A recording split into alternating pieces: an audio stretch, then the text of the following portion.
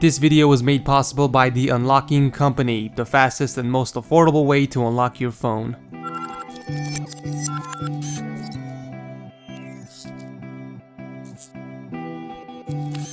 What is up, you guys? It's Ed from TechSource, and it's finally time. We have done an Ultimate PC 1 and 2, and now it's time for the Ultimate PC number 3, aka Big Red. I'm not exaggerating when I say that this PC is going to be something you have never seen before. This video is part of a series which includes 4 videos. The unboxing portion, which you are watching now, the build process, the cinematic reveal of Big Red, and finally the benchmarks and gaming. All the parts I mentioned in this video will be listed in the description section in the same order as they appear for those of you that are interested. So without wasting any more time, let's go through all the parts, starting with the case. It was a no-brainer that I had to go with the NZXT H440 case. I have not seen anything as sleek as this, and it has the color theme that I am going for, which is black and red. What I love about this case is not only is it a silent case, but the fact that it's super clean. The bottom portion covers your power supply. It has 2 spots for SSDs, which is exactly the number of SSDs that I'm going to install, and there are no optical drive bays in the front to take up any space. I'm pretty confident that my build is going to work so well with this case. What makes the case soundproof are these foams that are installed on each of the panels. Up top you have your usual ports. You have the headset, your microphone, 2 USB 3.0 ports followed by 2 regular USB 2.0s, and then right next to that is the power button and the reset button. Those of you that saw our Ultimate PC number 2 should be familiar with this case since it was the exact same model, but instead it was white. Okay, so moving on to the motherboard. Currently the best and overkill motherboard money can buy, the Asus Rampage 4 Black Edition. Once again, it works so well with my theme, so choosing this was really easy. It has a ton of features including built-in Wi-Fi and an overclocking command center, which requires an optical bay to utilize, but I wasn't going to use it anyways to keep my build clean. Regardless, I am still going to overclock my CPU using the Asus Intelligent Software program once everything is put together. Now at this point, I'm sure most of you noticed that this is an extended ATX motherboard, and it is currently not compatible with the NZXT case as it is written on their website. Well, I really wanted this to work out, so I got the motherboard anyways and made some modifications to make it work with my case, and you can see what we did in the next video, which is the build process if you guys are interested. For the CPU, nothing beats Intel, so I went with the Core i7-4930K. I didn't go with the 4960X because for the marginal performance difference, it has a larger gap in price, and it didn't make sense to spend more money for something so small. I have been very happy with Intel ever since I switched from AMD, and like I said before, I am going to overclock this bad boy to at least 4.5 GHz. Anyways, moving on to the next component, the graphics card. I went with not 1 but 2 GTX 780 Ti's because I am going to use this PC equally for gaming and 4K editing. I have a lot of confidence that these 2 cards will bring me happiness. Now you may be thinking, Ed, this graphics card has horrible colors and doesn't go well with your theme you had in mind. Well, you're damn right. I'm gonna custom paint the graphics card to my liking, which will also be in the next video. In addition to the graphics cards, I have also purchased 2 awesome black EVGA backplates for the graphics card. I have seriously considered painting these red, but later realized that there will be just too much red in the case and that I want to balance everything equally, so I will be leaving these black. Now on to storages. I have decided to ditch the hard drives altogether and go with a PCIe Express SSD, which has faster speeds than a regular SSD.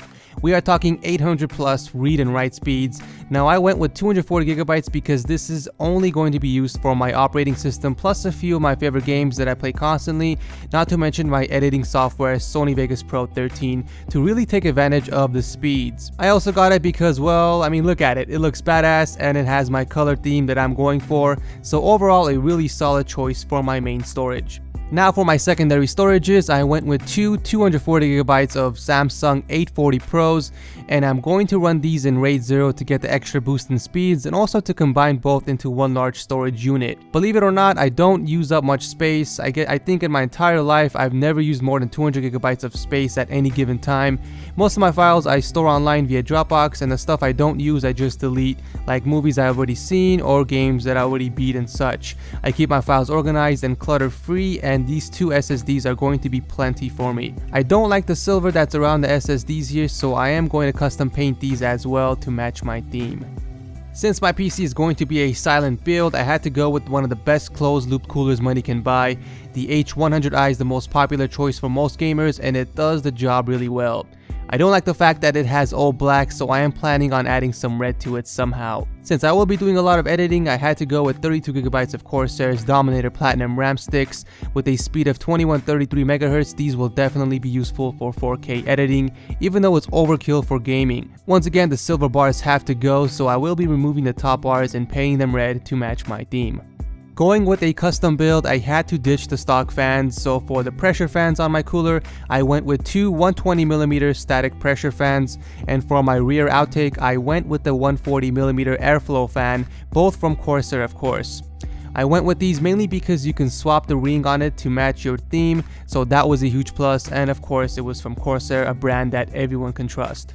So to power all of these beast parts, I went with the AX1200i power supply. You can't go wrong with the AXI series, fully modular, giving you the complete control of what to connect. 1200 watts is definitely an overkill for this build, but I did get it to future-proof my PC. It does come with a bunch of cables, but I said the hell with those and brought in my custom red cables, which are also from Corsair. So to paint all the custom parts I mentioned in this video, I picked up high heat resistant paint from Duplicate Color.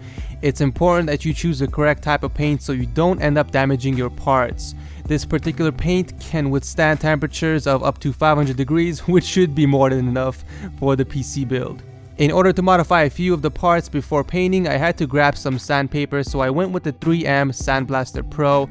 The reason why I went with a sponge type sandpaper is because it's going to be a lot easier to handle compared to the flat type. Some additional accessories I picked up were a sleeved LED kit from NZXT, and I plan on wiring this along the side of my case to give it that extra zing. I also picked up two red SATA cables for my SSDs from Bitphoenix. I really think that these minor additions will really clean up the build nicely, and I can't wait to show you guys the result. To complete the build, I picked up some peripherals from Corsair, which include a K70 keyboard and the M40 mouse. So that is it for the part selection of this video. These are the parts I went with, and I want to hear your opinion on them. Is there some parts that you guys would have changed? Let me know in the comment section down below. All the parts are listed in the description section in the order they appeared for those of you that are interested. And make sure you guys stick around for the next few videos. You don't want to miss them. This is Ed from TechSource, and I will see you next time.